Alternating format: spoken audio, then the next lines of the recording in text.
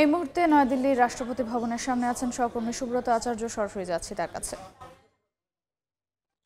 দেখুন, নজিরবিহীন নিরাপত্তা বলয় বলতে যেটা বোঝায়, দিল্লিতে বরাবরই যে কোনো রাষ্ট্রীয় অনুষ্ঠানে আমরা দেখেছি যে আকাশে পাখি পর্যন্ত উড়তে দেওয়া হয় না। খুব স্বাভাবিক বিষয়। আর যেটি প্রধানমন্ত্রীর শপথ গ্রহণের অনুষ্ঠান, স্বাভাবিক, এবং সেই অনুষ্ঠানে দেশ বিদেশের প্রায় ৯,৫০০-এর মতো রাষ্ট্রীয় অতিথি যোগ দিচ্ছেন। ফলত নিরাপত্তার কোনো ধরনের চুল পরিমাণ ফাঁক-ফোকর রাখতে চায় না দিল্লি প্রশাসন, কেন্দ্রীয় সরকার। আপনারা জানেন যে দিল্লির রাজ্য সরকার বা রাজ্যের যে পুলিশিং ব্যবস্থা, সেটি কেন্দ্রীয় স্বরাষ্ট্র মন্ত্রণালয়ের অধীনে। আমি শুধু এই মুহূর্তে রাষ্ট্রপতি ভবনের এই রায়সিনহা হলের শুধু এই বিশাল কয়েক কিলোমিটার অনুযায়ী আমি শুধুমাত্র আমার দেখাতে চাইবো যে এই এই রাষ্ট্রপতি ভবনের রায়সিনহা হলের প্রধান সড়কের নিরাপত্তা একেবারে শুনশান।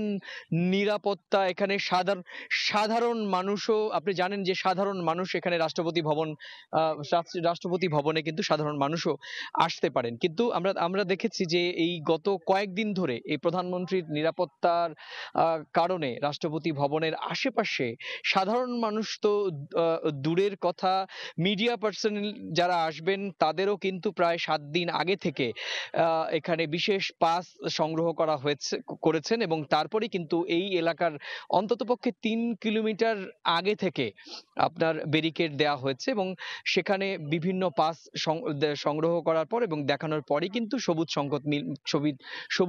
সংকেত মিলছে, এবং রাষ্ট্রপতি ভবনের কাছাকাছি যাবার জন্য সংবাদ মাধ্যমের প্রতিনিধিদেরকে সুযোগ দেওয়া যাচ্ছে। আমি শুধু দেখাতে চাইবো যে রাষ্ট্রপতি ভবনের এই সামনের, এখান থেকে প্রায় ১.৫ কিলোমিটার দূরে রাষ্ট্রপতি ভবন, এই সামনের ছবিখানা, এবং সিআইএসএফ এর জওয়ানরা কিভাবে নিরাপত্তার বেষ্টনীতে দিচ্ছেন, এবং মিডিয়া কর্মী যারা রয়েছেন, দেশ বিদেশের বিভিন্ন মিডিয়া কর্মী যারা এসেছেন, তারাও নিরাপদ দূরত্বে থেকে এখানে কিন্তু তাদের গণমাধ্যমের, কারণ আপনি জানেন যে বিশ্বের বৃহত্তম গণতান্ত্রিক দেশ এবং গণতান্ত্রিক উৎসব অনুষ্ঠিত হয়েছে। সেই উৎসবের যোগফল কিন্তু আমরা দেখেছি যে উৎসবের যোগফল হচ্ছে এই শপথ গ্রহণ অনুষ্ঠান। প্রধানমন্ত্রী হিসেবে তৃতীয়বারের মতো শপথ নেবেন নরেন্দ্র মোদী। সে কারণেই যে নিরাপত্তার ছবিটা আঁটোসাঁটো করা হয়েছে।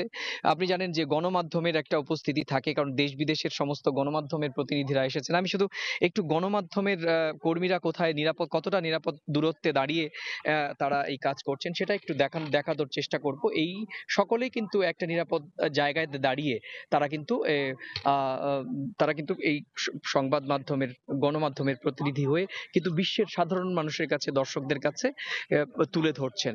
আপনি জানেন যে এই আজকের সকাল ৮টার কিছুটা পর প্রধানমন্ত্রী নরেন্দ্র মোদী দ্বিতীয় দফার তিনি যখন রাজঘাটে গিয়েছিলেন, গান্ধীঘাটে তিনি জাতির জনকের সমাধিতে শ্রদ্ধার্ঘ্য নিবেদন করেন, এবং রাষ্ট্রীয় যে সূচি, সেই সূচি কিন্তু ইতিমধ্যেই তার শুরু হয়েছে। এদিকে জানিয়ে রাখি যে আজকের যে রাষ্ট্রীয় অতিথির তালিকায় রয়েছেন প্রধানমন্ত্রী শেখ হাসিনা, তিনিও কিন্তু আজকে গুরুত্বপূর্ণ বেশ কয়েকটি সভা করবেন। আমরা জানি যে ভুটানের প্রধানমন্ত্রীর সঙ্গে রাষ্ট্রপতি ভবনের আসার আগে তিনি যে হোটেলে উঠেছেন, সেখানে কিন্তু তার একটি সৌজন্য সাক্ষাৎ হবার কথা রয়েছে। প্রধানমন্ত্রী তারপরে সেখান থেকে সৌজন্য সাক্ষাৎ শেষ করার পরেই কিন্তু প্রধানমন্ত্রীর সফর সঙ্গীদের নিয়ে এই রাষ্ট্রপতি ভবন রায়সিনহা হলে প্রবেশ করবেন। তো এই ছিল আমার কাছে প্রধানমন্ত্রী নরেন্দ্র মোদীর শপথ গ্রহণ অনুষ্ঠানের আগে আমার কাছে থাকা এই পর্যন্ত নিরাপত্তা সংক্রান্ত দিল্লির ছবি, সবশেষ তথ্য।